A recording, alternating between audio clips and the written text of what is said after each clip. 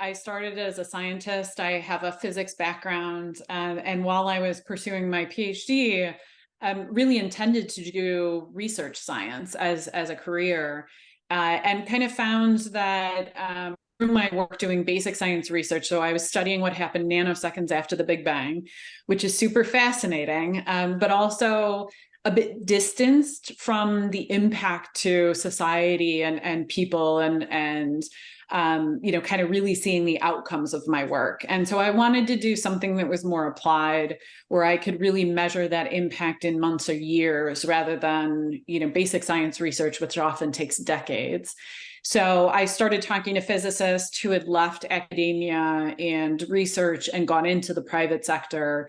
And from many of those kind of informational interview conversations, ended up connected to someone who was doing data science and AI work in the insurance industry. And so that's how I actually ended up in insurance. It's not a field that I had planned on or knew much about, but I found it to be a fascinating industry where there was a real use and need for my skill set and what I had, done and learned in my career up to that point.